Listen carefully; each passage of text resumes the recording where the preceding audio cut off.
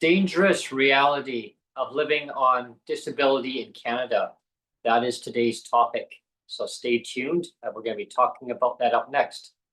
Have a great day. Enjoy the show.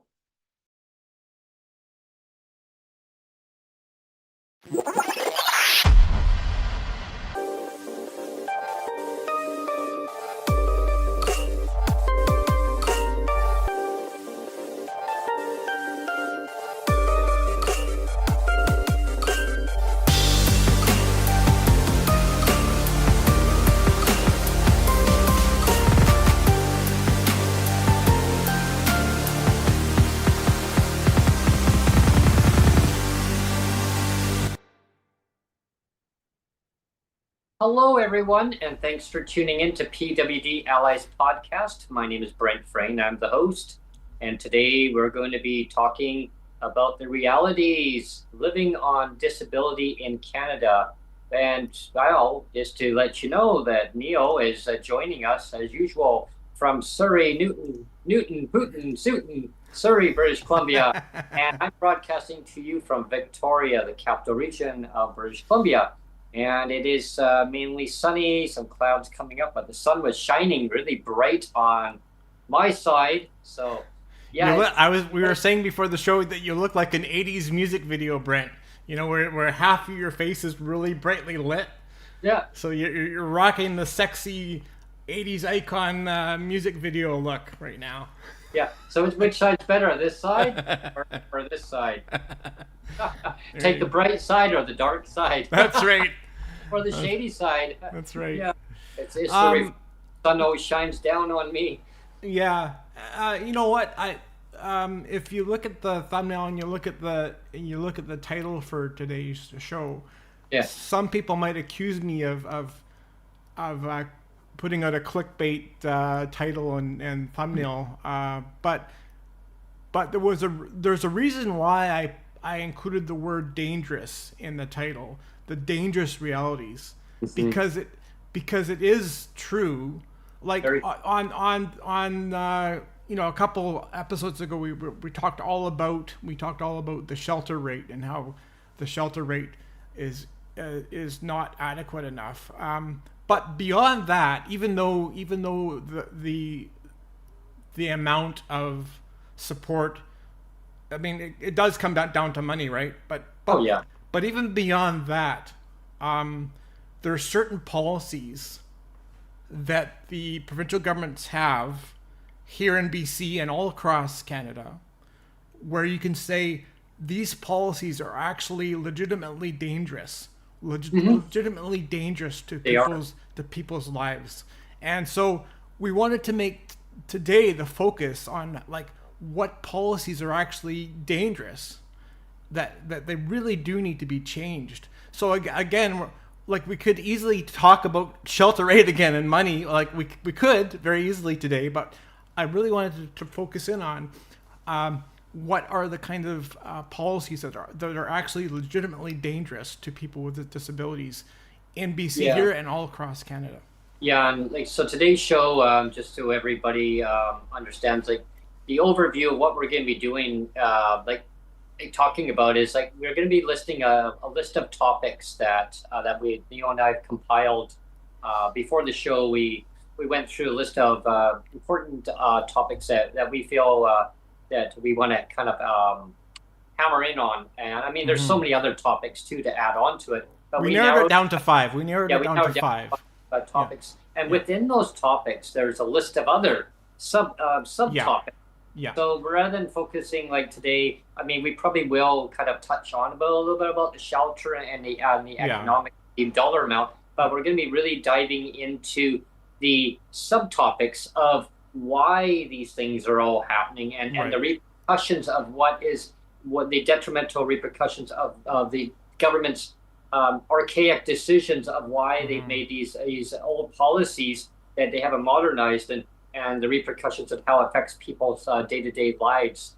And so with that being said, we're going to dive into the show. But before we get started, I just want to thank everyone for tuning in to our show. And, tune into the podcast version if you can't watch us live or just watch if you don't like our faces. Yeah, if you don't like our brightly lit faces, like Brent's, like the rocking the '80s look, you can just listen to our voices instead. It's just glowing with happiness to basically put on today's show and really amplify these, or you can look at the shadow side of saying, well, it's the same thing. Anyway, where I wanted to start today's show, it's really interesting is that we had already thought about doing a show like this. Like you and I always shop. We always shop ideas for shows, and we do like getting guests on. But in between guests, like you and I are always shopping ideas for shows. And we had already shopped this idea, like what are the dangerous realities of living on disability in Canada? So that was the idea that we shopped. And it's interesting. Like the day after we had shopped this idea, the day after, I got a comment on one of our other videos on the shelter rate one, the bright green thumbnail. So a couple shows ago, we got a comment from Laural Miles. Oh yes, and she's a loyal listener to the podcast and a really valued contributor with her comments. And I just want to shout out to everybody, like all of the comments that we get on the videos, like our audience, and I'm not just blowing smoke, but like our audience is like, we get really intelligent comments. And there's a lot of people that maybe sometimes they want to come on, but they might be shy. They're not sure about coming on and sharing their story. But even so, if they don't actually come on the podcast and share their story, people are sharing their stories in the comments. Yes. People are sharing their stories in the comments. It's lived experience comments. Appreciated. And it's really greatly appreciated. And so anyway, I just wanted to highlight one comment today. Shout out to Laural Miles. And thanks to Laural Miles. Yeah, so again, this is her comment. I'm just going to read it, and it's so much to unpack. Just before I start the comment, I just want to preface it by saying that she's talking about a friend of hers, and this friend of hers lives in Rossland, and Rossland is, for people that don't know, it's in the West Kootenay region. It's kind of near Trail BC. It's a beautiful area. It's a really beautiful area. I've been up there. It's been a while. It's been a while since I've been up there, but it's a really nice area. So anyway, she has this friend that lives in Rossland, and it's a kind of a nice ski resort town actually. So I just wanted to give a geographic location of where she's talking about. Okay. I remember, before you get started on that, I remember Rossland because I had a camera and I was taking pictures, and I went into a little restaurant that was up there, and I put my camera on the table many years ago, and so I went to go and use the men's washroom. I remember you told me this story. Yeah. And my camera was gone. Yeah. Yeah. It got legs. It sprouted legs. That was my memory of Rossland. Oh man. I don't know what happened. Anyway, that's Yeah. But anyway, so let's get to this comment. So Laural Miles has this friend in Rossland, but she says, so she's commenting on the video that we did on the shelter rates.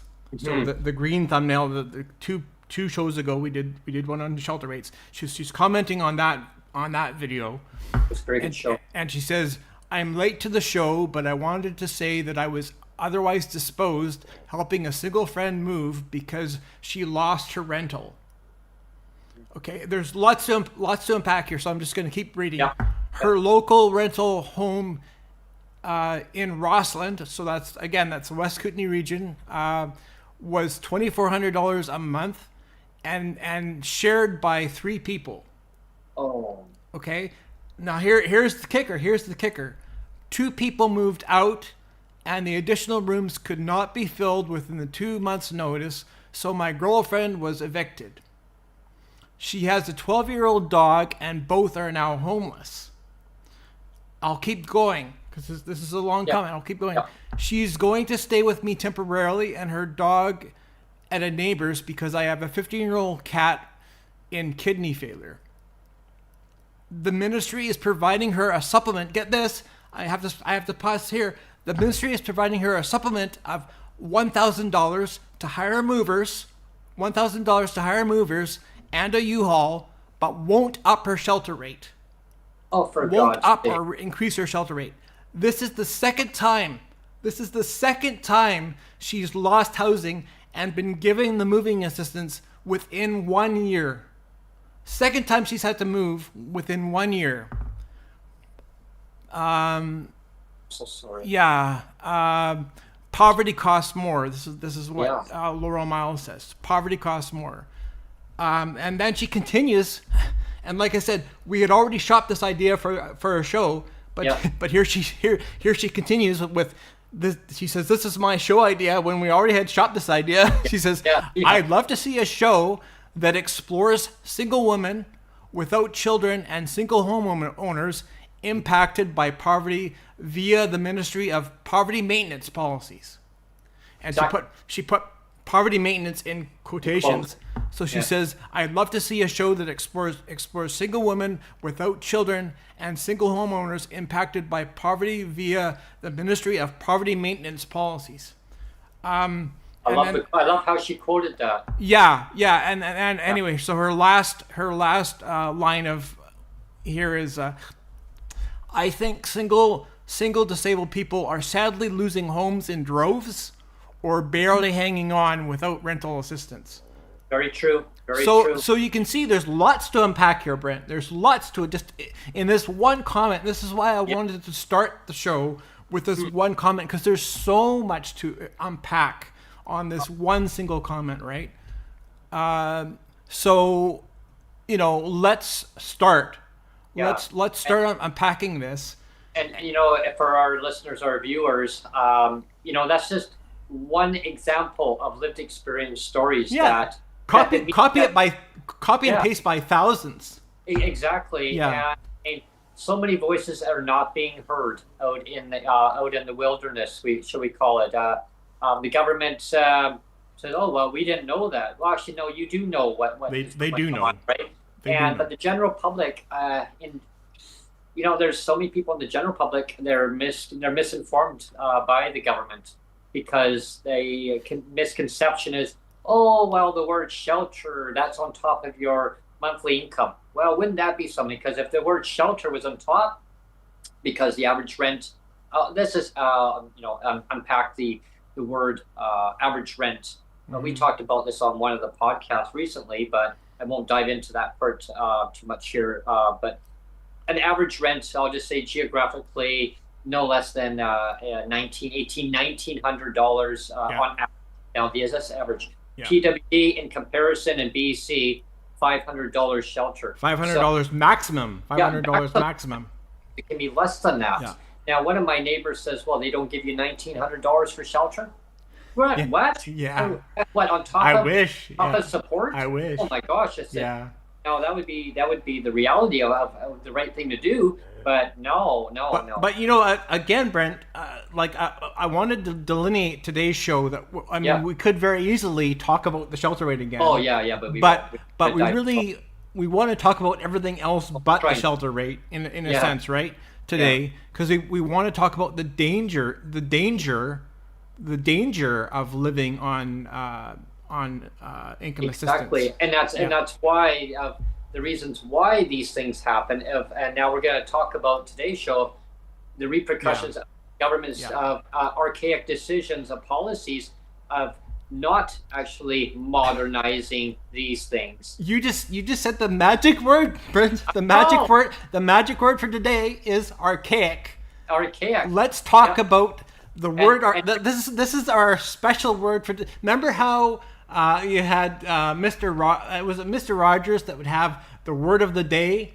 Yes, the word of the day. The word of the day for today is archaic. Okay, boys and girls, today the word of the day is archaic. And other sub words today, which we're going to amplify on today's show, is dignity and respect. And So autonomy. And and autonomy. So there's 4 words today. We'll Yeah. say it again. And, Number 1, Neil. number 1 is, well, archaic. Archaic. Number 2. Autonomy. Number 3. What were the other ones? Number 3 I already forgot. Number 3 is dignity. Dignity. And number 4 is respect. Respect, yeah. So today we're going to dive into that. So stay tuned, everybody. Okay, so let's get the ball rolling. And again, there's a reason why I wanted to start with the comment from Laural Miles, because it just kind of encapsulated everything we're going to talk about today. Yeah. But I thought it was really interesting too that she said you really got to do a show focusing on single women, and I think that's really important because and we will, Laural Miles. I mean, we're going to spend at least. I mean, we've got 5 things to go through today, but we're going to spend at least probably half an hour on just this one comment, or just the first part, like number 1 on the list. Actually, we're going to probably spend a good half hour on it, and so what the number 1 is BC housing policies are discriminatory towards single women. Okay, so BC housing policies are discriminatory towards single women. They don't respect autonomy. So there's the other word. They don't respect autonomy, and they don't respect the extra vulnerability. They don't respect the extra vulnerability that women automatically face. Now, when I say all that, I kind of feel like we're kind of forced to talk about this too, is that, you know, the problem with government policies nowadays in the provincial government and federal government too, is they don't respect the biological differences between men and women, you know. And I mean, I don't want to start a whole firestorm and stuff, but you know, it's all about, like, now it's all about we have to respect the pronouns. We have to respect the and I don't want to go down all of that. I don't. But the idea that it's, you know, that the pronoun now has been given veto authority or veto power over biological sex. You know, it's just a known fact and truth that men and women were created differently. Men and women are very differently, biologically speaking, physiologically speaking, psychologically speaking. Men and women are they're just programmed differently. Okay, like we have to acknowledge that. And so one of the ways where men and women are different is that men are, you know, talking in general terms, men are the more aggressive species. Men are more aggressive. They're more prone to sexual violence. They're more prone to just physical violence, right? I mean, I'm just speaking truth. Yeah. If you look up the data, and I did before the show, if you look up the data, guess how if you compare men and women, guess the percentage of men in jail versus women in jails. Guess what the discrepancy is between women in jails and men in jails. Quite a bit. Probably quite a bit. It's 95%. 95% of people that are jailed are men. Wow. 95%. That's huge.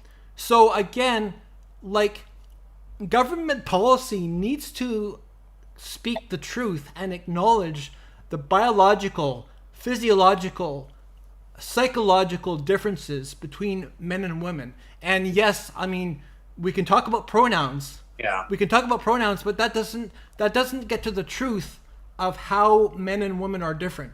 And they were created differently. We are programmed differently. And like, for better or for worse, for better and for worse, right? We're not just gonna like I'm a man and you're a man. I'm not just gonna sit there and like trash myself as the male species. We're not going to do that. But again, I do think it's important to recognize that automatically. I just want to make the point that kind of automatically, unfortunately, women are the more vulnerable species. They just are.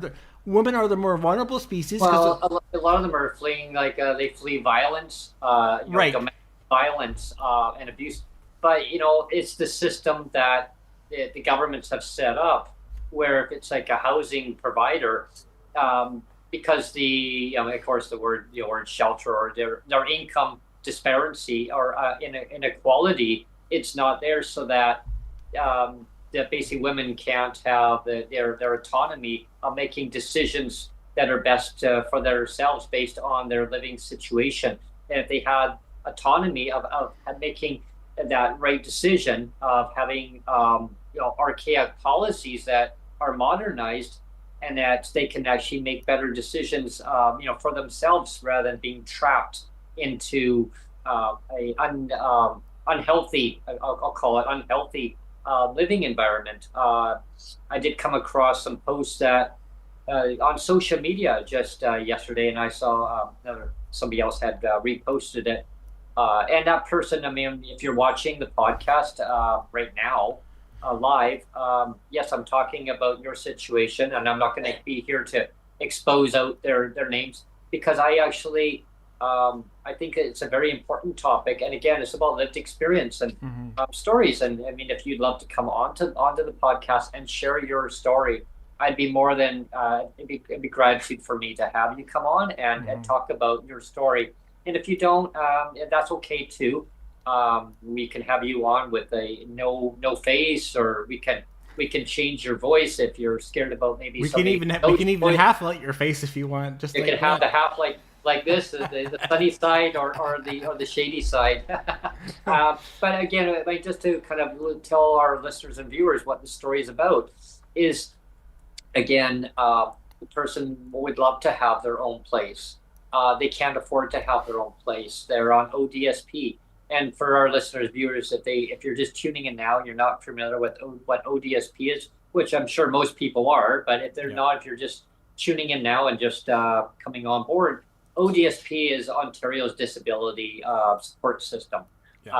It's archaic. The way the income is not it's even very similar. It's very similar to BC. Yeah, it's very similar to BC, and I'm going to get to that point in just a moment regarding the disparities of inequalities. But her story is that she's living with three men in her place in order to have the income enough to she pay her manager for accommodation. If she didn't have them living there, she would not be able to have her place. She's been trying to find another place. She wants her to have another place to live. But again, the government is not listening, because they have archaic income policies that are dated back to the archaic Stone Age. Okay, let's stop. Let's stop right there, Brent, because again, you're talking archaic. So I just want to put a pin on that word archaic. Because we'll go back to our example here in BC, where we're talking about BC housing policies. Now, you talk about archaic BC housing policies. What's the key BC housing policy is that they basically force you. They say, well, you have to be in a marriage relationship. So you're forcing women to be in a marriage relationship because that's the only way you get priority to the top of the list. That's the only way you get priority to the top of the list for getting a house in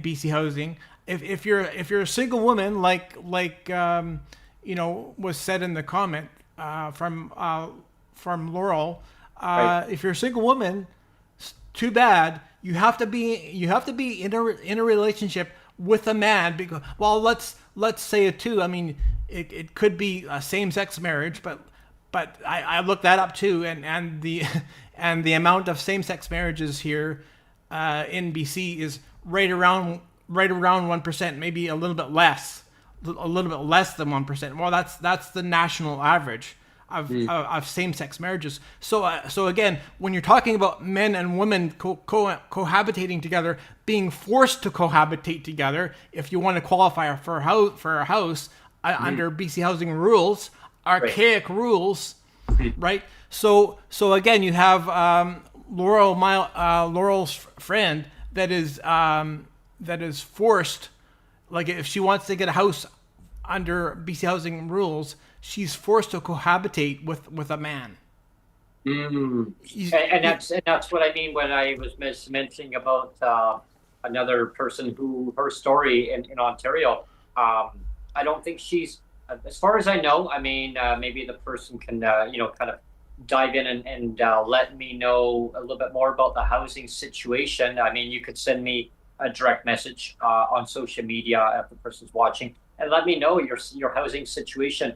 I'm just kind of letting our viewers and listeners know what I'm reading is that it doesn't look like a very healthy situation.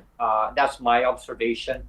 Obviously, the person is stuck in a rut where she has no choice but to have that. I mean, either she'd be homeless if she doesn't have 3 people living with her. Now, a lot of management companies, they don't even allow that. Like, I mean, they have to either be put onto a lease or have the manager's approval of saying, okay, you're staying here for extended stay, or they charge them extra money to have them actually stay there. I mean, I can say to our listeners, viewers, where I live right now, there's 8 people living in a 2-bedroom in my building. Yeah, which is stupid. Which is stupid. Yeah, is that illegal? Yes, it is illegal, but management company knows it. But at the same time, the finance-wise, it make the young ladies, they make it work. They make it work. Their friends, they're there. But if they didn't have that, I mean, they'd probably be homeless. But see, that's kind of ridiculous, isn't it, Brent? Yeah. That's kind of ridiculous and stupid. Be that way. You shouldn't have to do that. You shouldn't have to do that. But people are forced to do that because BC housing policies are ridiculous and stupid and archaic. Yeah. And they don't respect autonomy. They don't respect autonomy. And when I had a conversation with BC Housing, I used the word guarantee. I said, so there's no guarantee that you would get in if you were a single person fleeing violence, and you need to be bumped up the list because you have to get housing. Yeah. Well, they said no. They would be actually on our list, but there's a long waiting list. Okay, so how long is the waiting list? Well, I mean, the government's actually building housing. I said I didn't ask about how many housing that the government is building. I said, how long is the waiting list? Yeah. Well, you're looking at about 20 years, sir.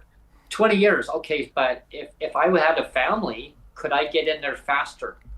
Well, you would be prioritized, right? Yeah. Okay, so if you have a family, great. But what if you are living in market housing and you want cheaper rent? Can I go from market housing to BC housing or co-op housing? You can't.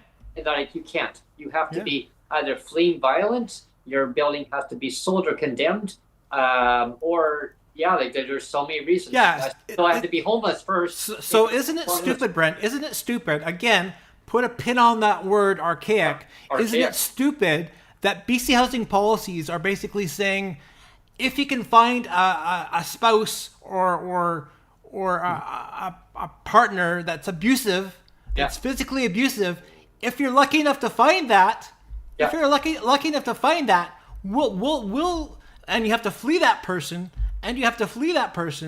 then we'll put you at the top of the list. So but here's another thing. So find yourself an abusive partner first. Yeah. So you have to flee that person. Find that first, and then we'll support you. Yeah. Isn't that stupid? And the policies is that if you just know somebody, maybe I don't know, maybe you went to school with a person that you knew, and you bumped into him. Hey, long time no see. I'm looking for housing. Yeah. Why don't we go and talk to BC Housing, see if we can get housing? Nope. BC Housing says no. If you know somebody and you and another person just want to get housing through us, nope, you can't do that. Our policy states you have to be in a relationship in order to get the housing. Yeah. Like, what the hell? Yeah. This is across the country. Yeah, across the country. It's the same policy.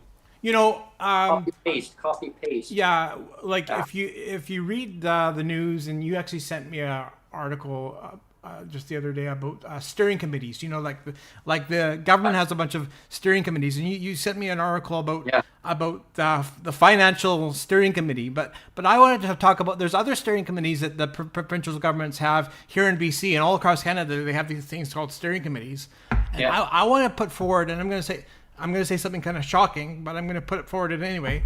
Is that I think what needs to happen is the government here in BC and all across other provinces too, they need to develop a steering committee called Men Have Penises and Women Have Vaginas. Men have penises and women have, and the reason why, again, the reason why is acknowledge the difference between men and women. Again, we started the show saying that women are, like, you know, unfortunately, women are the more vulnerable species. They just are, and men are the more naturally aggressive and more naturally prone to physical violence. It's just a fact. That's the reason why you have things like women only gyms. You have women only gyms around because there's lots of women out there that don't want to be around other men. They don't feel comfortable being around other men. That's just a fact too. There's lots of women out there that don't feel comfortable being around other men. So they almost like that territorial, like it's like their own. Yeah, they want to have that option. They want to have that option to have a safe space away from men. Like, women should always have that option. Women should always have that option if they want to. Absolutely. If they want to have a safe space away from men. They should. There should always be an option. There should always be an option. An exit plan. And that's what I mean. That's what I mean. Like, if you want to talk truth and reality here, Brent, if you want to talk truth and reality and facts, like that's what I mean. Like, the provincial governments have to have steering committees now acknowledging the truth and reality of the biological differences between men and women, the physiological differences, the psychological differences. So they have to have a steering committee called Men Have Penises and Women Have Vaginas. And if they had that for BC housing policies would change overnight. They would change overnight, Brent. They would change overnight because, you know why? Because they would automatically respect the autonomy and difference and vulnerability and dignity of a woman versus a man. Because right now the policies are disrespecting all those 4 topics that we mentioned at the top of the show here. I mean, when I say governments have disrespected those topics, I mean every level of government across Canada has disrespected, and they continue disrespecting. Why? Because it doesn't affect their lives. Their decision making is keeping people from prospering in life and enjoying life. I mean, people are born the way they're born. I mean, they live their lives. But having government saying, oh, well, you have to do this and you have to do that because well, these policies are written this way. Well, you know what? Change the goddamn policies. Yeah. It's not difficult, government, really, because we can tell you people with lived experience, they can tell you their stories. I mean, they've told you on testimonials with that CDB garbage. I mean, they've told you from provincial level. They told you from different advocacy organizations who you had your go-to people who told you don't do certain things because it's going to be harmful. They change it this way. Oh, yes, yep. And then you agree, and then you do it completely backwards. You threw it back in their face. You gut punch, and that's just one example. But again, when you do like townhouse meetings town hall meetings, I was just in the word townhouse because of the housing. But I mean, same thing, townhouse, town hall. But we can combine those together. And so you get ministers from in each province, like every so often, they're going to have ministers going and saying, hey, I'm going to be in your community. I want to do a Zoom meeting or actually in-person meeting. And so they get to know their constituents, right, and their community.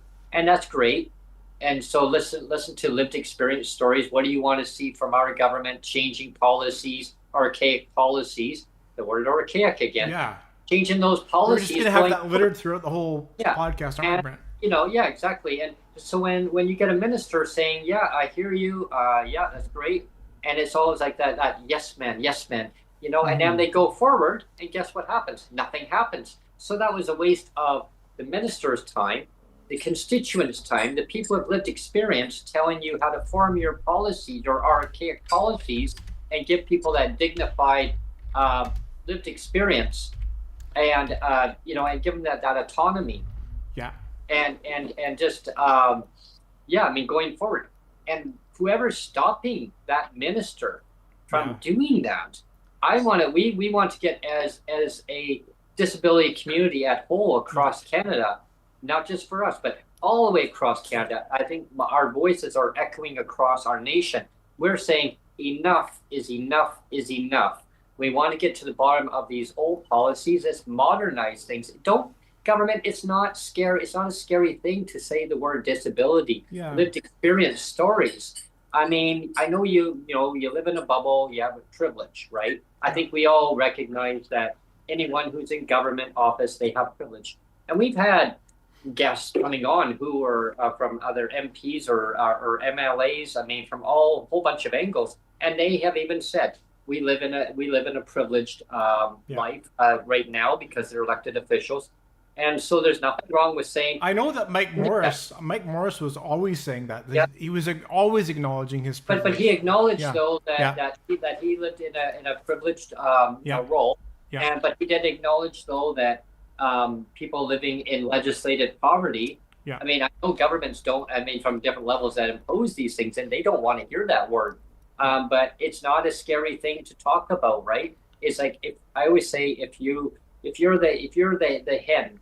Okay, or you're the rooster, and you're sitting here protecting those eggs. Why? Because I used to have to go and collect the eggs from my mom. And I'm like, Mom, all the chickens are fine. It's the roosters that are pecking at me. Brett, just push the rooster aside. Get those eggs. I need them now. Do you want to have lunch? Yeah.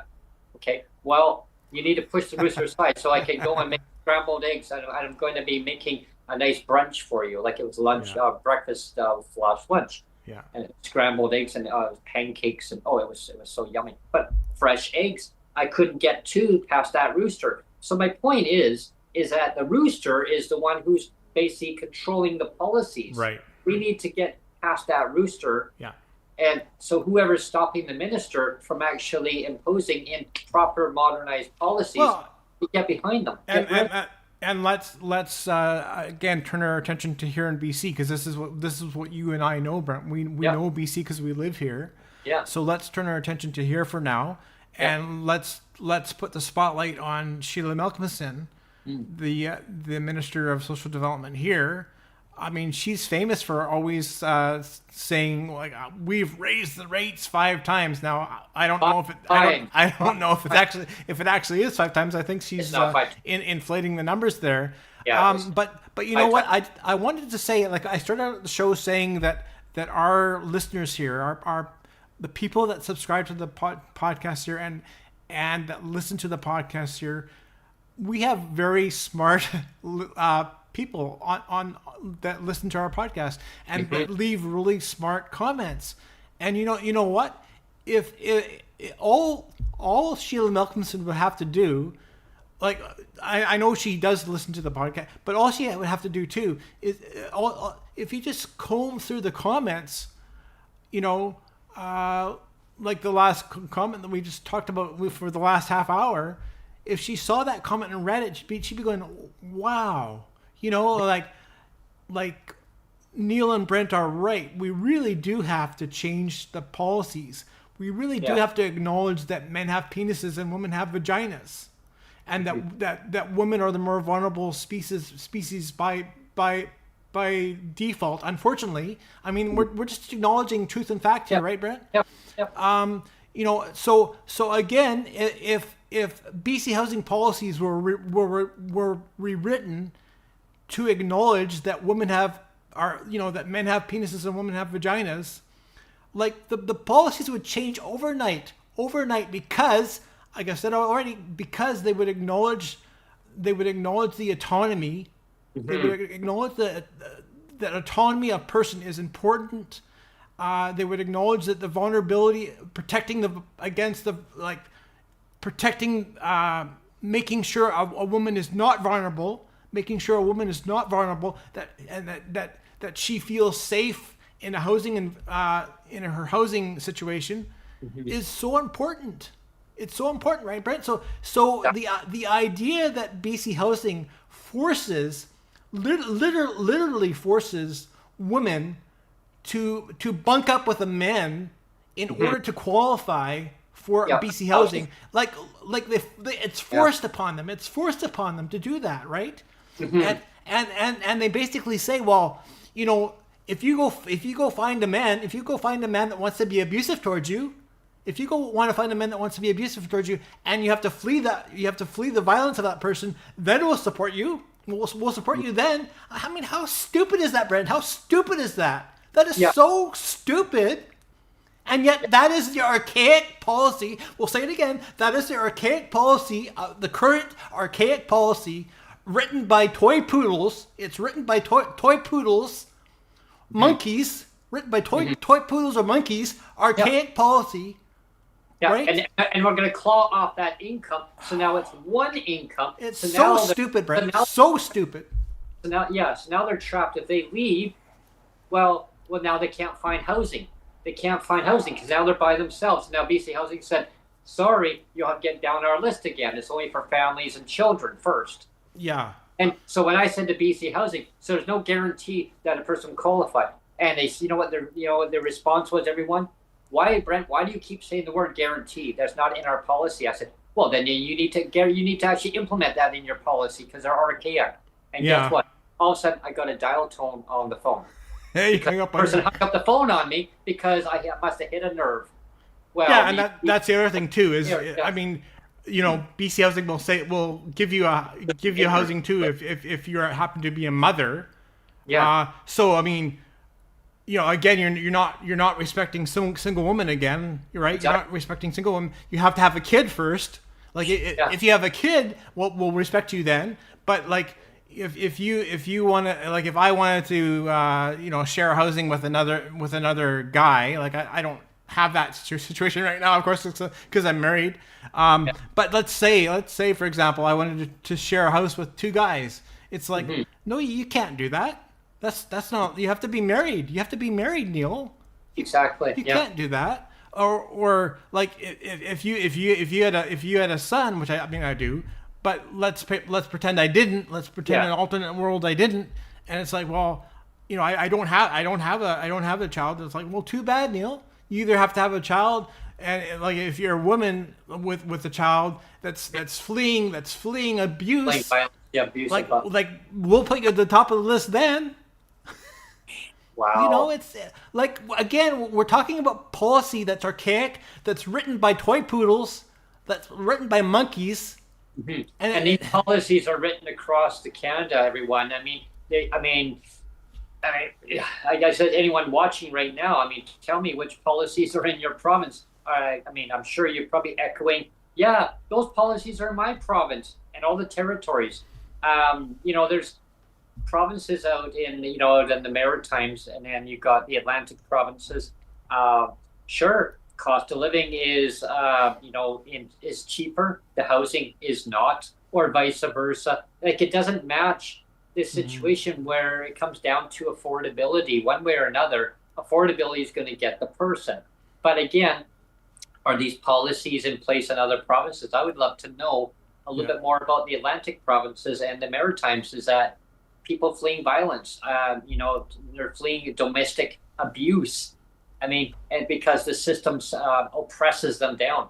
I mean, people need to have their autonomy. They need to have respect, dignity. They have to have the right to so many things. And I think Canada has to learn to say, hey, okay, I guess it's time to now modernize things, and maybe these people are right. Well, not maybe, like we are right, because it's our lives, it's our lived experience of what we go through. And I mean, nobody should have to live in fear of not being able to make the right choices in life. Your house where you live, your house should be a safe space. It should be. And actually, we're going to be talking about safe spaces later on in the other let's things. Go to the next. So let's go to the next. We have to kind of go through rapid fire now because we've already spent almost 45 minutes on the. I knew we would. I know. It was intentional. Sonia called it out. It was intentional. Like we did spend all this time on the first one on purpose. Yeah. But let's go to the second one and kind of go through these through rapid fire because these are important, but not as we don't have to dive quite as deep on these next ones. So the second one is begging.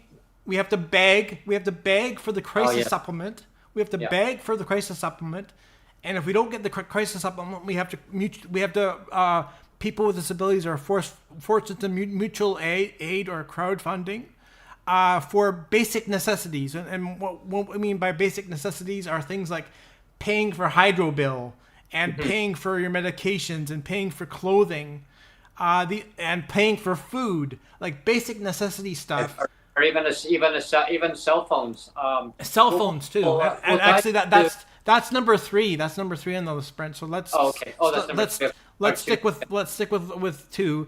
Yeah, we're just talking about begging for the crisis supplement. Yeah. Now here in BC, if money's tight, they say, well, you can apply for a $50 crisis supplement every month. Oh, yeah. Right? Yes. But you literally have to beg for it. And they say, well, why do you need it? Why do you need it? And I mean, anybody can come forward. I'll give our listeners an example. Yeah. So the place that I rent from, they have sister properties managed by other agents, should we call them?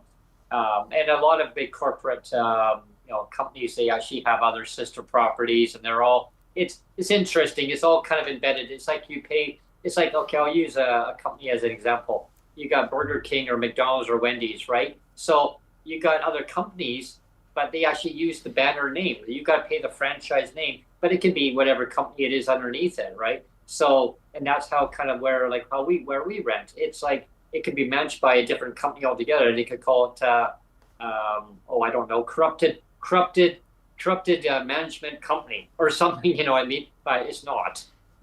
But they go with the banner name of whatever it is, right? I mean, so we could call it Voodoo, the name Voodoo Enterprises, but underneath it, corrupted whatever it is. If it makes any sense to anybody, probably not. But anyway, I guess my point is that you get it. Basically, the management companies, they have their own group of companies or properties, but they still have to pay the franchise name into the corporate, okay, in order to have the rights to run their business. So I bumped into a couple people, and like Sonia and myself, we enjoy going for a walk around our neighborhood. I got into a conversation a few days ago regarding exactly what we're talking about now, is that the one person said, did you know that you could get a $50 supplement if you phoned up to the BC government, up to their ministry's office and requested it? I heard about that, but are you comfortable, said, ma'am and sir, about walking down to Pandora and Pandora is like the east side of Vancouver, or if you're in Ontario, you might have different sketchy areas of maybe your downtown east side, or maybe some areas of a suburb that maybe I'm not picking on. Yeah, Pandora is basically the equivalent of the downtown east side. Of an area that people feel very uneasy. Yeah. Pandora, people have they have axes and sledgehammers. They have all sorts of weapons, guns, you name it, knives. They're stretched out, laying on the sidewalk. You can't even get around there. But the government says, but you can request to have a crisis supplement. However, I want the Minister Malcolmson to realize, if you're watching today, Minister, your call center, when people call up, they are grilled. And they are asked, why do you need $50? Why are you not budgeting better? Why isn't $500 a shelter enough, Brent? Yeah, why isn't $500 shelter enough? We've got to be able to find rent for $500 a month, Brent. If you don't find that, Brent and Sonia, you must not be budgeting very well.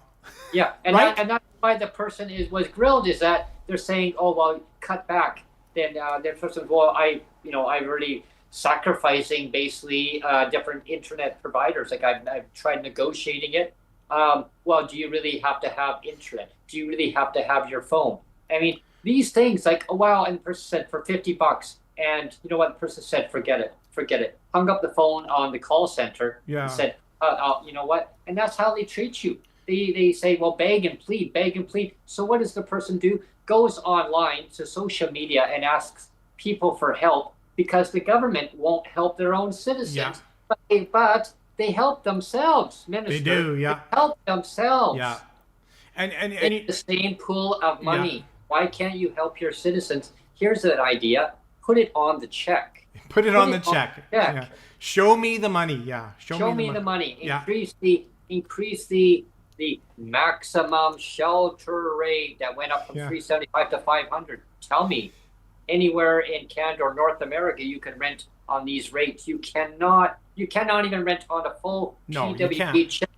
Yeah, and again, that kind of goes back to the other point that we were just talking. Now you're going to have a group of people living in your household, and now you have to hope that your management company doesn't say, hey, you can't have more than 2 people here. Is the other 3rd person or 4th person here? They have to be on the lease. Now they have more money. And you know what, Brent? You just touched on it a moment ago. You just touched on the TV, internet, and cell phone, and even basic utilities. You just touched on that just a couple minutes ago, and that's point 3. Let's now focus on point 3. Is that our TV, internet, cell phone, and even things like hydro are considered luxuries. They're considered luxuries, Brent. Yeah.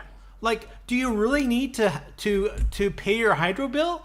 Do you really need heat in the winter, Brent and Sonia? If you don't have your hydro, your fridge is not going to run. Now you do you really need your food not to be spoiled? Is it really important for your food not to be spoiled, Brent? You have food poisoning if your fridge is not running. Yeah, but like the ministry would ask, is it really important, Brent? Like that's what I wanted to get. Yeah, I mean, I'm being sarcastic, of course. Yeah. I hope people can see I'm being sarcastic. But this is the other kind of sub point I wanted to get to is that the government assumes, the ministry assumes that people with disabilities don't deserve to be healthy. We don't deserve to be healthy. We don't deserve to be connected to our communities. Like health is optional. Our health is optional. Our ability to be connected to our communities is optional, Brent. It's a luxury. Our health is a luxury in the eyes of the BC government here, and in the eyes of all the governments, provincial governments across Canada. Our disabled health is a luxury. Our ability to be connected, to stay connected to our communities is a luxury, Brent. But here's a good example is that the government will say, oh, you can't afford food, well then go to the food bank. Well, here's newsflash for everybody, and I've been keeping up with a lot of the current. Can you get fresh lettuce? Can you get fresh lettuce at a food bank, Brent? Nope. You have to get it, and when you get it, and you have to hope that it's not rotten, because I can tell you, hey, I've got people in my building that go to the food bank, and a lot of it's been rotten. And they were standing in the lineup at the local food bank, and the person came back and they were completely out of it. And I said, "Are you okay?" And they're like, "Oh," they said, we were standing in the lineup, and they said that people were doing all their drugs, and they were all standing in the lineup there." And and I mean, people should not have to go to the food bank. Food banks, once upon a time, they were not even a thing. They was actually soup kitchens. After our World War II, soup kitchens became a thing to help the war veterans and their families get through the hard times. Okay, and then the food banks were just there as an independent. They were there as an independent. It was a trial. It was just a trial to help people get by. They weren't supposed to be a permanent fixture in society. And now you got nonprofits, you get big corporate food banks. And there's big money. There's big money in food banks. To be made. And that's why the propaganda is the government promotes food banks. Yeah, they love giving money to food banks because it's big money for them. Money like candy here. Yeah. How about help the citizens? How about make community? How about community gardens? Make more community gardens to help people in each area, and they can grow their own food. I know in Langley, where I lived, before I moved to Victoria, there was an area that we lived in, and they had a community garden. And people all in the area, they actually had a little section where they can actually grow carrots and broccoli and I mean, you name it, And then if you like asparagus, I'm not a big asparagus fan, but there was that there. Yeah. I mean, you name it, tomatoes. Yeah, like right off the vine. Yeah. Oh man, I love fresh tomatoes. I Well, tell you, like everything was there. Cucumbers. yeah, and I just wanted to circle back a bit, and I'm going to put you on the spot a bit, Brendan. I don't mean to. I'm just going to, and I think you're okay with it because you've shared it before. So I'm just going to reshare what you've shared before. I'm not going to say anything that you haven't shared already. But I wanted to say that, like, for me personally, I know for you, like, and for basically everybody that has a disability, we take our health very seriously. Like, when you have a disability, one of the things when you have a disability is you learn to really, really respect your body. So you want to invest in your body and make it as healthy as possible. Like, I realize, like, when you have a disability, you're already behind the 8 ball, right? You've already had kind of your deck stacked against you, right? So because the deck is stacked against you, you want to do everything in your power. You want to do everything in your power to stay healthy, right? Yeah. But I mean, you have governments that are saying, like, why do you need a $50 crisis supplement, and why do you need to buy fresh lettuce? And like, here's where I'm going to use your example and Sonia's example, is that you have shared a couple of times, and you've had to do this more than a couple of times, where you've talked about 5-week months before, right? Like, there's a lot of 5-week months before, and you said that you and Sonia have both had to go down to one meal a day sometimes, one meal a day. And maybe your second meal, your last meal is, so you have like your breakfast, lunch. So you have a brunch. You and Sonia have a brunch, and maybe that's it. And then what do you have for dinner, Brent? You've shared already. You shared already to me and to others. Yeah. Your dinner meal is a plate of potato chips. Yeah. Your dinner meal is a plate of potato chips. Yeah, Now I ask Sheila Malcolmson, if she's listening to me right now and listening to you, what is healthy about having a plate of potato chips as your dinner meal? What is healthy about that, Sheila Malcolmson? Yeah, and my rebuttal on that is the repercussions of it. Sure, I think people probably say potato chips. Oh, hey, I mean, yummy, right? Okay, I'll admit, yeah, some of the potato chips are pretty tasty, aren't they? Well, here's the repercussion when it comes to that. If you are diabetic, okay, or you have hyperglycemia, right? You have low blood pressure levels, different health conditions, and I'm not trying to say I'm an expertise when it comes to that. So don't get me wrong, everybody. I'm not saying I'm Mr. Know-it-all in it. But I can tell you, living with somebody who is diabetic and who does go through a lot of different health issues when it comes to healthy eating of different food choices, I can tell you 100%. Okay, and if you don't believe me, I'll actually put Sonia on the show here to talk to you, and she can tell you what she goes through on a day-to-day basis. Ups and downs of sugar lows. Yeah. Sugar highs, to moderate her sugar levels, okay? Some days are better than other days. Other days are not a good day. Some days are really good days. Other days are not a good day. It actually affects the person's emotions. It affects their well-being. So if they're not eating healthy, if it's potato chips for one night, guess what happens later on? Now, if you're doctors, if you're watching this, or nurses, what happens? What happens immediately? Nothing right away. Short period of time after, numbers start spiking up. Sonia's using hand sign signals beside me, going numbers up. Yeah. So then all of a sudden numbers crank up, and then all of a sudden, what happens when you get that? I mean, I can give you an example. So if and I'm not going to do it, but I mean, I got a cup of coffee right here, okay? As an example, I'll use that as a comparison. If I were to drink 20 cups of coffee, what would happen? Or the average person, what would happen? My God, you'd be like, boom, right? Okay, if a person ate a bunch of sugar, or a bunch of chips, which converts into sugar. Yeah. Anything that's starchy converts into sugar. Yeah. So over time it goes up. And what happens when it goes up? It comes crashing down. Yeah. So when it goes up, in some cases it can stay elevated for a period of time, which can put you in a dangerous situation. So Sonia then has to give herself insulin to lower it down. She has to be careful in the amount of insulin that she gives herself and what she has, because if she gives too much, that number is going to come crashing down anyway. Those numbers it's going to come down. And what happens is that instead of down, now you get a low. So what happens when you have a low?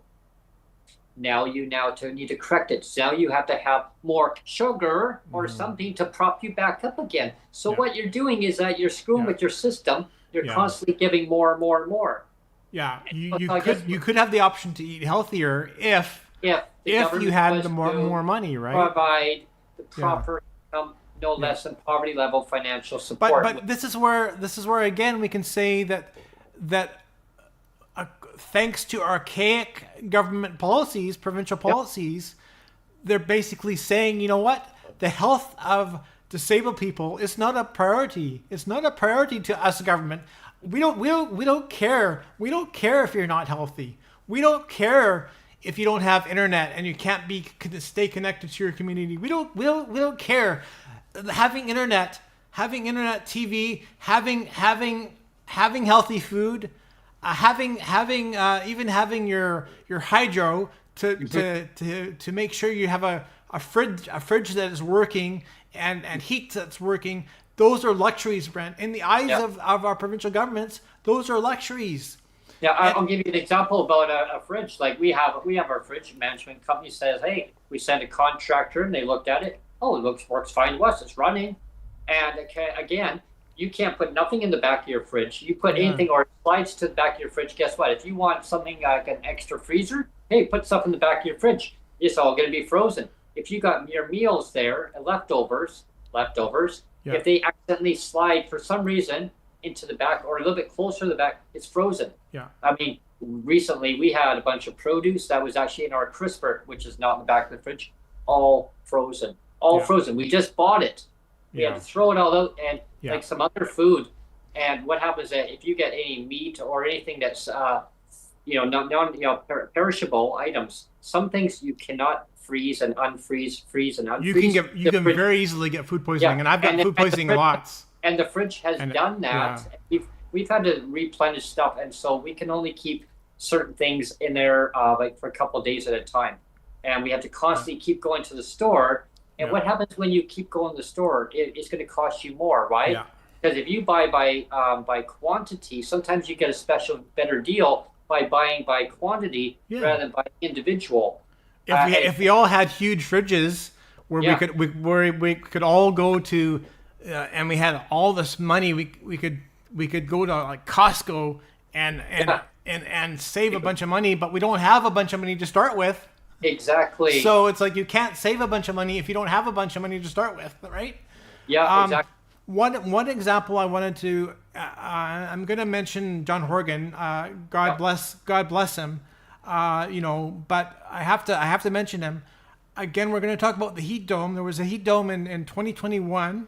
Mm-hmm. Remember, there was a bad heat dome in 2021, and there was the SROs. There was the SROs in the downtown east side, where they didn't have. Remember, they didn't have any cooling. They didn't have any the air conditioning. There was none of that. And we also have to say that there was also examples of SROs not having fire the sprinklers or the fire alarms, like the smoke detectors. I was going to say. Yeah. So they don't have smoke detectors and they don't have the sprinklers. So there's been fires. There's been fires in the SROs where people have died, and the government kind of goes, almost like, well, that's the health and safety of people with disabilities, that doesn't matter. The health and safety of our elderly population, the ones that are living in the SROs because of poverty, because of enforced legislative poverty. The ones that are living like that, they don't really deserve to be feel safe. They don't deserve the personal health. If they die in a fire, oh well. And so I'm going to park that, but then we're going to talk about the heat dome, and this is where I'm going to actually throw Horgan under the bus. And I know he's not here anymore to defend himself, but I'm going to throw him on the bus anyway because I have to. Is that back in 2021, we had the heat dome, and again we're talking about an SRO in Vancouver, and because there was no air conditioning there was lots of people that died, like lots, right? We're talking like it was over 100, wasn't it? It was over. Wow.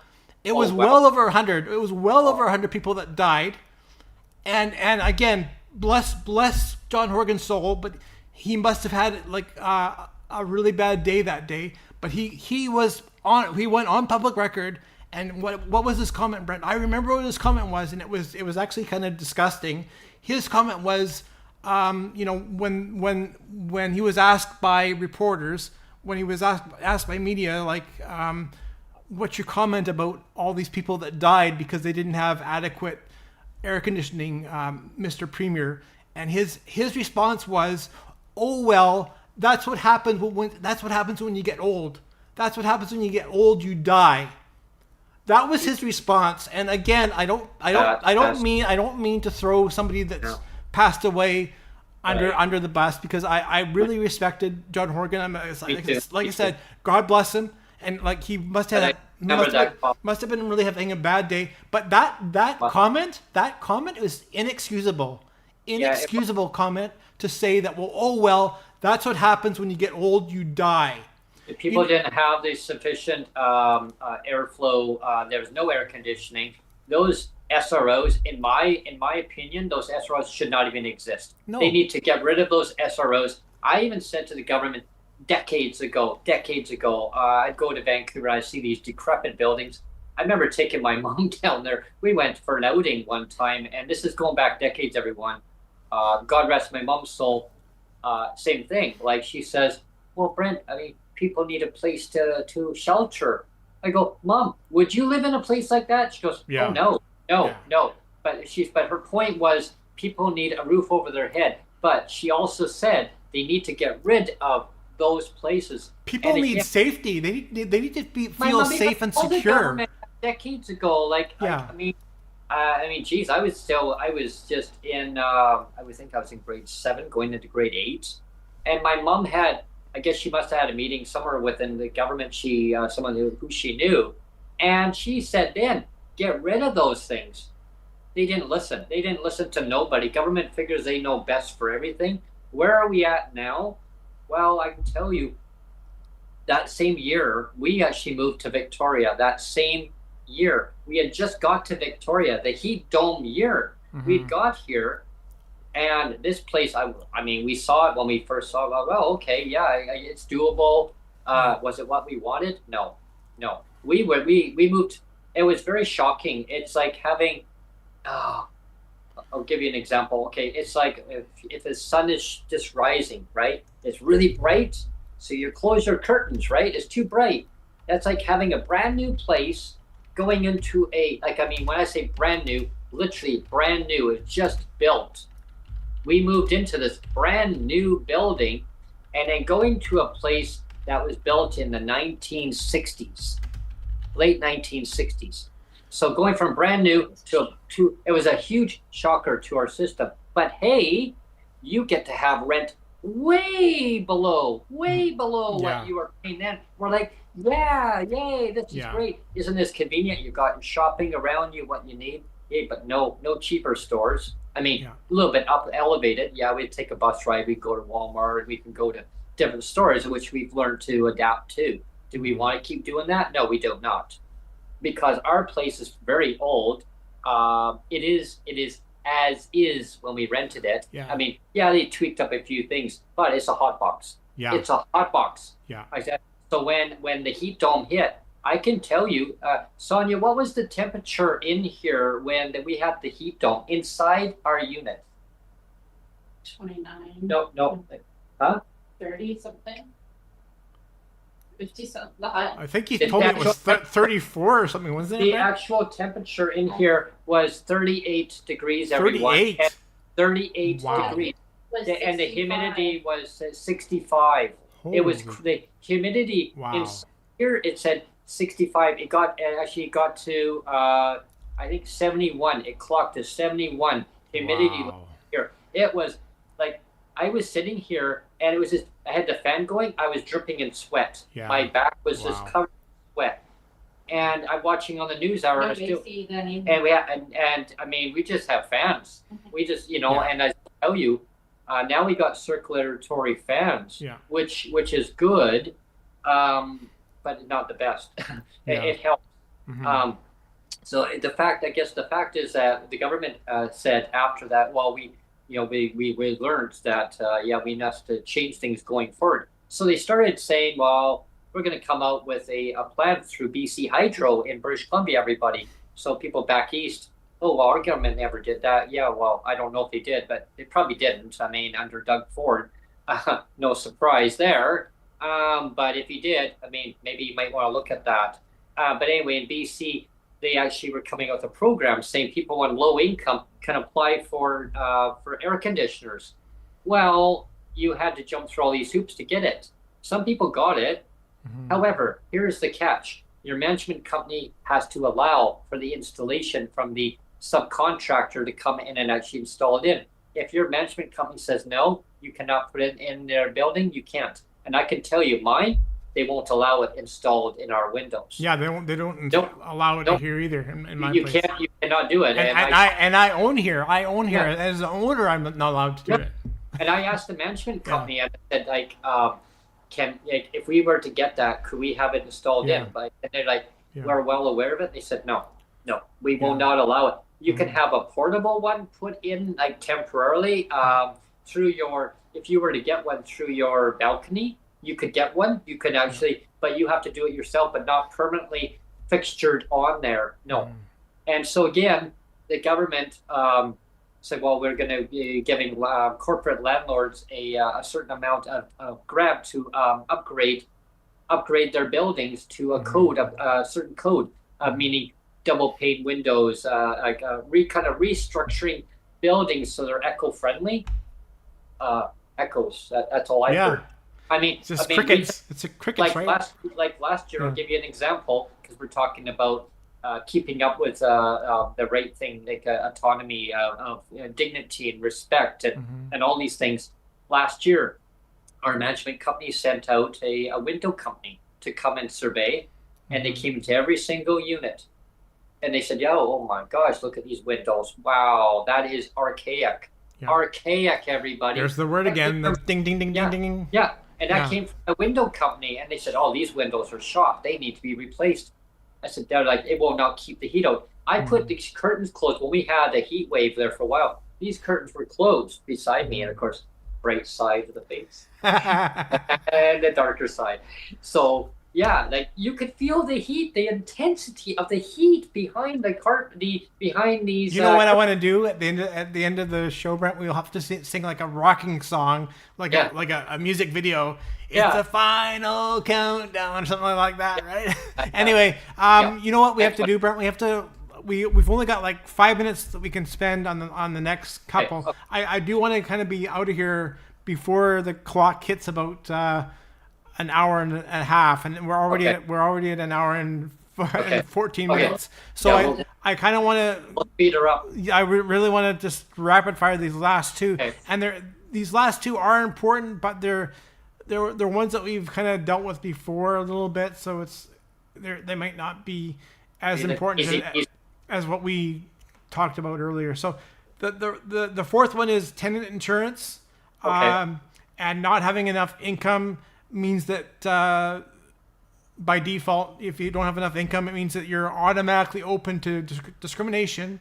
Yep. Even though, and I've said this lots before on the podcast, even though according to the human rights policies here in BC, like if you go to the commissioner of the office of the BC Office of human rights or whatever it's called. I forget the names now.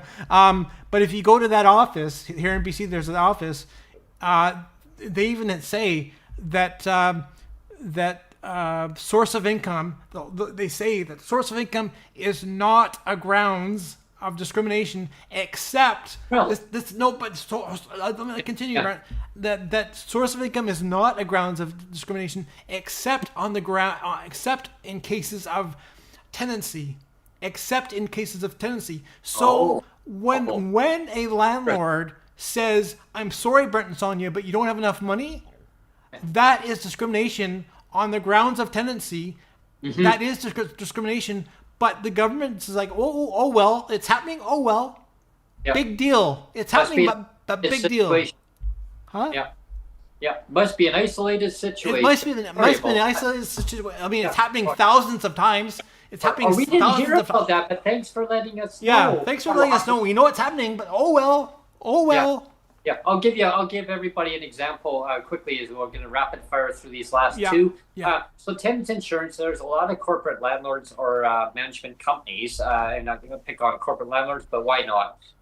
But the fact is that they're now requiring, and we've gone through this many times, where we've run against a situation now. I thought, well, it's isolated. Nope, it's not isolated at all.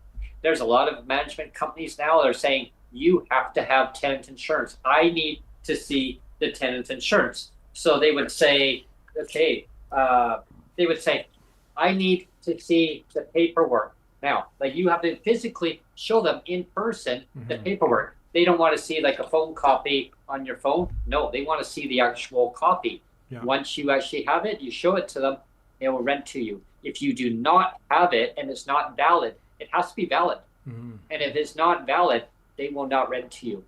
And that is part of the condition. So again, that's another huge expense that a tenant has to fork out. And again, I mean, it never was a policy before. Yeah. And you know, getting back to the landlord again is like, well, you only have $500 rent for your rent, for your shelter allowance.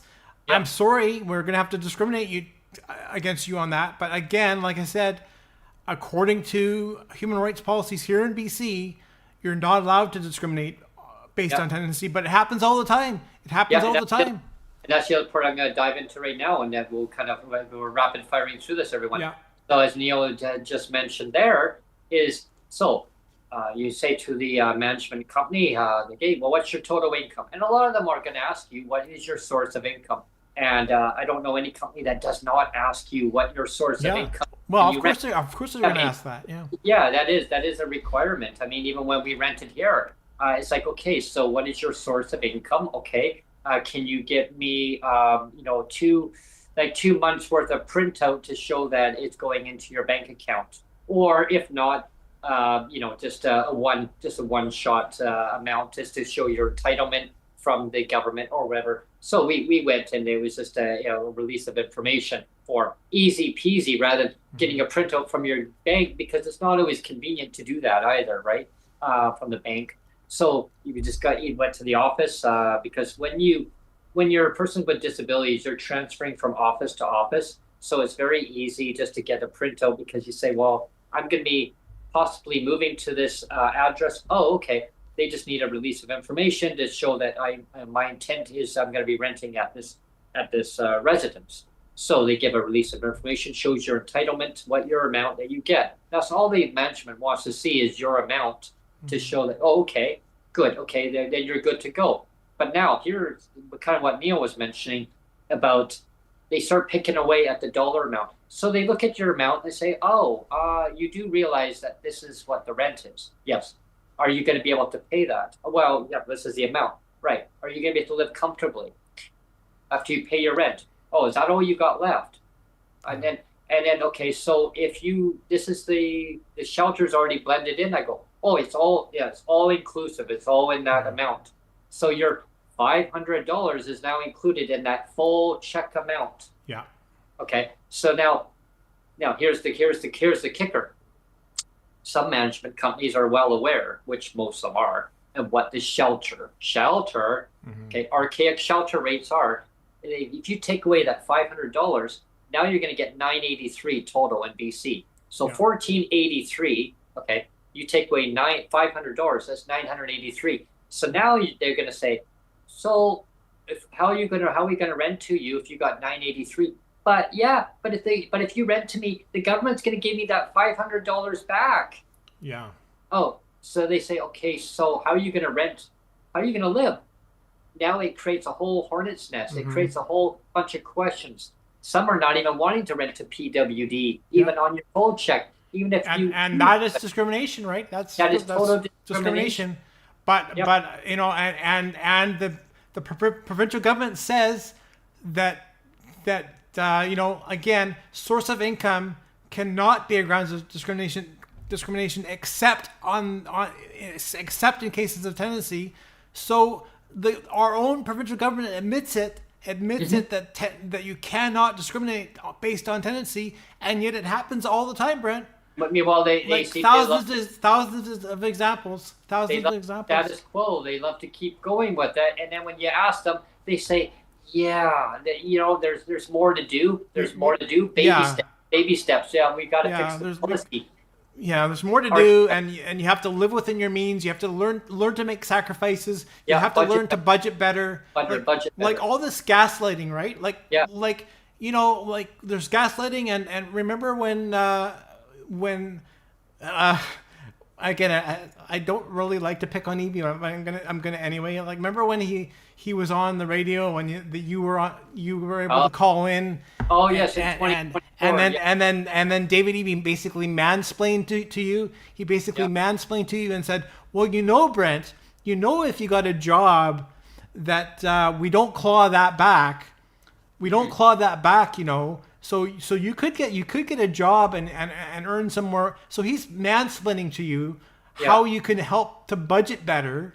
Yeah. So mansplaining to you. So what the conversation was in 2024, a local radio station, CKNW in Vancouver, which they simulcast, you know, all over the province. They had a phone-in show, and the premier was actually on the show at the time. And they said if you invited people to call in because he was willing to take questions, the premier was willing to take questions, but you had to be right to the point, very precise, very quick. And they know when I call in, they know that they'll give me like 30 seconds or whatever, because I'm right to the, you know, I'm doing the podcast, so used to calling in. Yeah. So anyway, I called in, and they gave me a little bit more than 30 seconds, but I actually cut myself off because I was beyond flabbergasted with the comment that I got in return. Yeah. So what I said was, they're like, Brent, go ahead, please. Brent from Victoria, go ahead. Hi, I go, hi, Mike. Hi, David. Thanks you guys for taking my call. Yeah, go ahead. So David, question for you.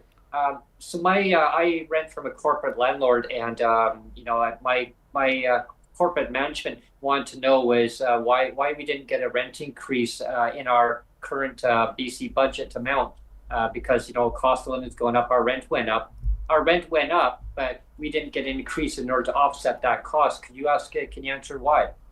Yeah. So thanks for taking my question. So, you know, we recognize we need to, you know, take care of, you know, people. But I guess I'm just kind of summarizing everybody, but in so many words. But yeah, so we actually did raise the earnings exemptions. So if you're not well aware of it, you may want to look into that. So people with disabilities, we raised the earnings exemptions. So if you haven't really found a job, you might want to look into that. Well, the way he said it, the reason I said that he was mansplaining to you is that he basically said, in case you didn't know, Brent, let me explain to you, Brent, what you don't know is that there's these earnings exemptions that we've increased. Like you don't know, Brent, you don't know what I know. And of course of course that's not true. So he's mansplaining to you he's like trying to pretend that you don't know anything. Yeah, or it's like talking down to me like a little freaking kid that just learning my ABCs, like an FYI. You don't know what it's like to live on disability, Brent. How dare you phone me and pose a question like that? Let me mansplain to you what the reality of living on disability is really like, because I know all about it, Brent. I know all about it because I'm the premier of BC. I know. IWDB know everything. I don't know what it's like to live with a disability all my life and being put down as having a disability and someone talking down to me like I'm an imbecile or. That was so insulting. That was so insulting. And again, we have to say that came from the mouth. That comment came from the mouth of a sitting BC Premier, Mr. David Eby. That comment came from the mouth of a sitting BC Premier. Of like, well, Brent, you don't know what you're talking about. You don't know what you're talking about. Like, we have these income exemptions. Actually, that's going to be our last comment. So let's just roll right into that. Our last area of where we're going to focus in on is spousal caps, increasing the spousal caps, earnings exemptions, and the PWD clawbacks. So we're going to spill right into the last thing of the spousal caps, the earnings exemptions, and the PWD clawbacks. Yeah, so in British Columbia recently... And we're going to try to spend only 5 minutes on this. Yeah, okay. Yeah. At a rally in British Columbia just before the summer session rose for the ministers to leave for out of the legislature, we had a rally out in front of the BC legislature, basically hosted by Jeff Leggett, Disability Action of Canada. He hosted the rally with the DJ Cool. It was actually really good. Very windy day. There was supposed to be cake. There was supposed to be cake, and then we could eat it too. But give it to the MLA so they could eat it too. However, unfortunately, the cake didn't make it through the Malahat properly. But Jeff said he would take care of the cake and give it to people within. And he did. And he did. He gave the cake. Yeah. It was a big cake too. Yeah. And he gave it to people within the community that are less fortunate and unhoused. The unhoused community, they were very grateful. And there's a lot of merchants in the area that they do help the homeless people, and so I want to thank them. Shout out to Jeff Leggett. Yeah. Shout out to Jeff Leggett for all his advocacy work that he does within his community and throughout British Columbia and throughout Canada. Jeff, your advocacy is so important, and I'm proud for myself and Sonia to be joining with you with your advocacy organization that to push the narrative of holding the governments accountable from every level, provincially and federally, to no less than poverty level financial support. There's a lot of work that we need to do on that. I mean, to hold the governments to account, because they're not listening. Like they're I don't know, wax in their ears or something. I don't know what's going on, but I've got Q-tips. Actually, my doctor told me don't use Q-tips, use cotton swabs, because he said, really, you got to be very careful about.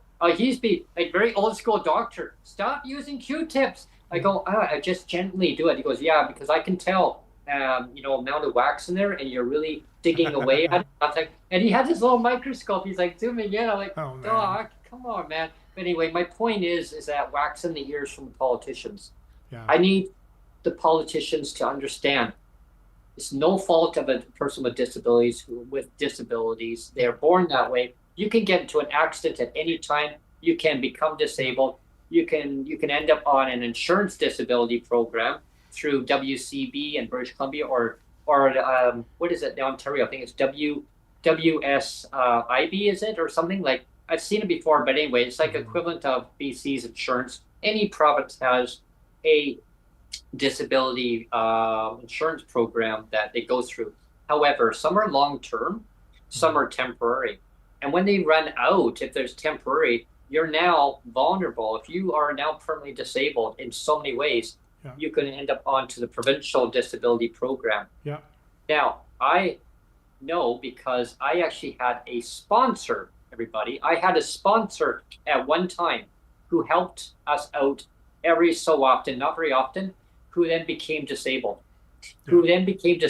and was actually very critical with the government and said the government needs to do better, and said, well, I mean, I'm glad that my tax dollars are actually going to helping people, on income assistance or disability assistance.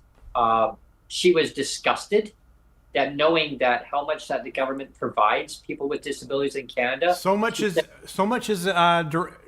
redirected to the government bloat. Remember on the last podcast, we talked about the government bloat. Yeah. So it doesn't get passed on to you and me, Brent. It doesn't get passed on to the average citizen within the province or across our country. And so many times it echoes throughout the disability community when people don't realize what is going on. Because you turn on your news, you're not going to see stories about people with disabilities, lived experience stories.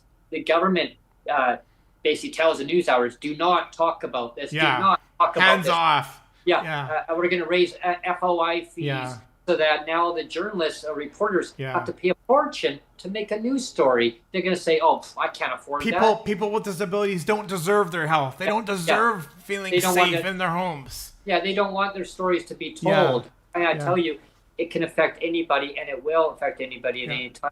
If you're a politician, and I thank the politicians who have come on here. I invite other politicians or any other media, government official, it doesn't matter what level you are, to come on to the show. Reach out to Neil. He'll get you programmed in, and we'll get you on. I mean, talk about it. It's okay to talk about government failed policies. How do we modernize them? Listen to lived experience stories. I mean, it affects everybody. Why should the disabled community, just because who we are, be singled out as, oh, well, you're the most vulnerable part of the population, seniors with disabilities. Well, I remember Christy Clark used to think the most vulnerable creatures on the planet were dogs. She really got hammered, and so did Gordon. She was awful. She was awful. Yeah, she was awful. I mean, any politician who figures that not to raise rates, they're way out of touch. Way out of touch.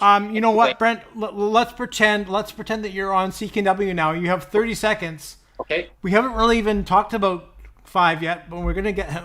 You have 30 seconds to talk about the spousal cap. Yeah. Sheila Malcolmson has said that she's going to increase the spousal cap so that people that are married, their spouses can afford to earn more without penalizing me or you. Yeah, she said that around with clawbacks, right? Yeah, she said she was proud to announce that. Yeah, our government's going to be. So the 30-second comment from me is she's announced it. Yeah. She's announced it, but again, we talked about on the last show. We talked about the government of announcements. Yeah. So it's been announced. It's been announced, but nothing's happened, right? Yeah. So she says we're going to have increased the spousal cap, but it's been announced and nothing's happened. And they have earnings exemptions, but the PWD clawbacks are still a thing because pink unicorns are still a thing, right? And right behind me. Yeah, pink unicorns are still a thing because autonomy doesn't count, doesn't exist. If you're a person with a disability, autonomy, you don't deserve autonomy. So you get the clawback. You get the clawback. There's no respect for PWD because they make those choices for themselves. Do we? Do we make the choice that you're born with a disability? Yeah. No. I was born that way. Can I change it? No, I can't. Oh, why not? Because I'm born that way. You can't change who you are. I know that some people government would love people to change themselves to how the government wants them to be. I know there's people that I had in my life who wanted me to be who they wanted me to be. I can't change that. I'm me. I can't change me. Yeah. But I want to make a quick point before we quickly end the podcast. In Alberta, the government wants to modernize to the UCP government in Alberta. When they say modernize, they really mean kneecap. We're going to kneecap. They want a kneecap the program. Yeah. So I want everybody to write to Alberta government and tell them that is the most disgusting thing. Premier, do not do this. In Alberta, do not do this. I can tell you, lived experience in BC, the Liberal government way back when did that for PWD, reassessed. Yeah. We got reassess People you. died. People died. People die. People And Gordon suicide. Campbell has blood on his hands. Yeah. Gordon Campbell has blood on his hands, and it's like, And oh well. I could tell you lived experience on that. Yeah. They put me through frickin' hell. Yeah. I had anxiety. I had stress. I had to go and see a doctor. I had a family doctor at the time.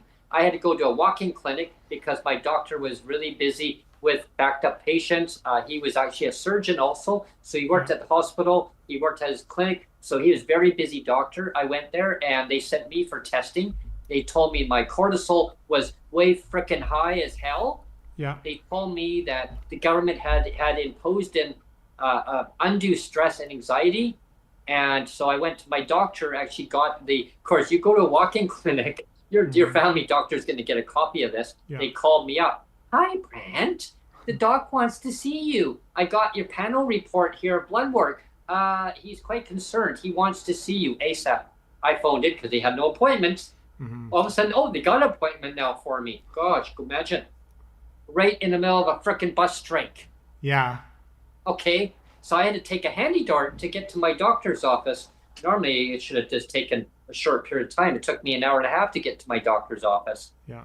Anyway, the doctor got on the phone. Long story short, they basically, the government backed off. He said lawsuits. He's going to do lawsuits. He's going to lawyer himself up with even more lawyers. I got a phone call from the government saying, oh, yeah, I got 2 ladies coming to your door. They're going to be there very soon, within a half an hour. Well, who are they? I see 2 people walking down my driveway. Here, are you Brent? Yeah, here. And there's a $500 bonus check inside. You've been reinstated. I should not have been uninstated. Yeah. We're just the delivery people. I said, it's disrespect. I said, that's my integrity. I said, you really crushed me. I said, lack of autonomy again. I said, yeah, you caused me stress, anxiety. My doctor said, you caused me bodily harm. And I said, and that's wrong. Well, here's $500. We realized we messed up.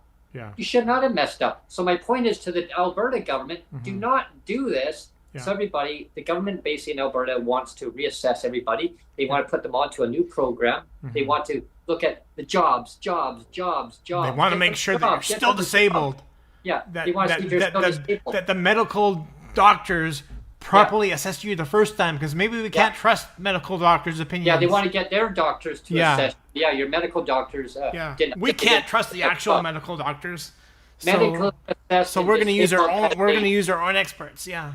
Medically assessed and designated as a person with disabilities. Disabilities don't magically go away. Government. That's my point. It doesn't go away. You get more disabilities. Unfortunately, you have to realize that I know you magically want people just to be, they're going to be healed. It's going to be magic for you. It's not going to happen. It's not going to happen. So BC, same thing. That rhetoric of jobs. Yeah. No, it's not happening. If a person can do, I encourage them. I encourage them. Yeah, if you can work. I did work for many years, and guess what? I get penalized with the clawback of a pension that is an earned pension. Yeah. And I got clawed back because I worked for it. Yeah. And the government now says, no, you didn't. We're going to claw that back. You didn't actually work for it, Neil, and your wife didn't actually work for it. Too bad. We're going to claw that off you. It's like, I'll give everyone an example too. Is like I had a family doctor who said, well, you're already disabled. I was inquiring when they first came out with this RDSP. I still remember when they came out with this RDSP from the banks, and the banks said, well, Brent, have you thought about getting RDSP? What is that? It's a registered disability savings plan. We can get you set up right now. And actually we got, there's a bonus offer right now for you. If you set one up, there's like $1,000 the federal government's going to kick in right now. What? Well, and again, you know what? With my number one complaint with it's great. It's a great thing, but I've always said this.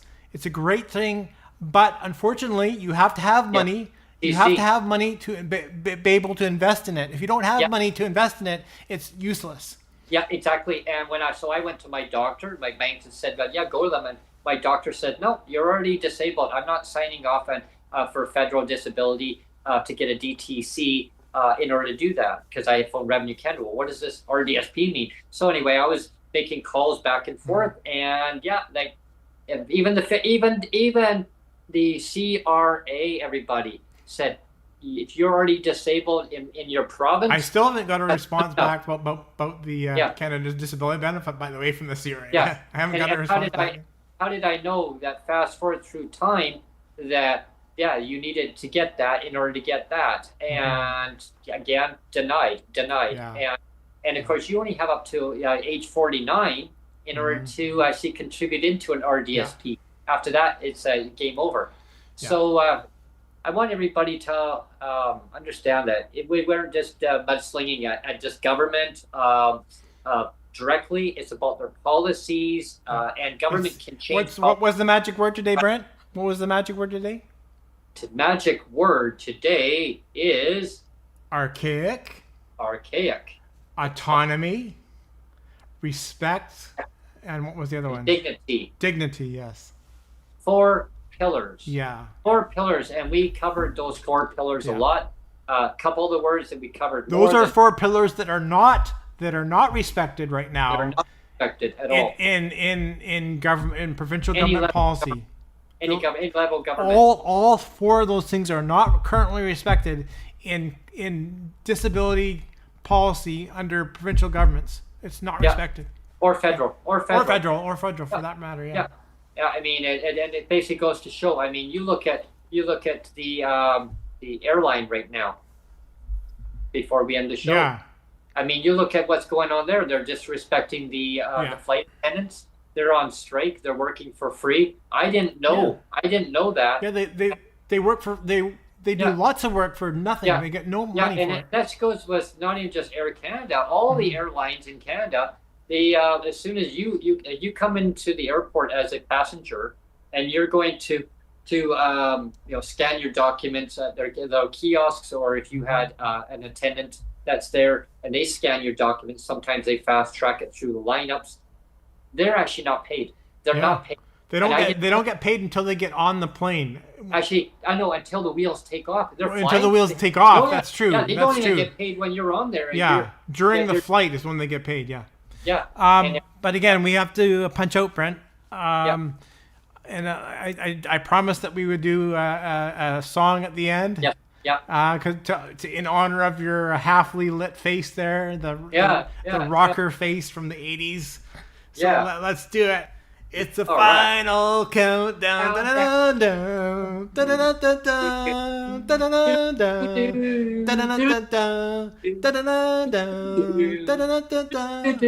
It's a final countdown. Okay. Bye, everybody. Side or this side? This side's more shinier because the sun shines down on me. Yeah, there you go. Thanks, everyone. Enjoy your day. Thanks for tuning in. Stay tuned for the next episode of PWD Allies Podcast. Please subscribe, like, share, and have a great day. Cheers. Take care.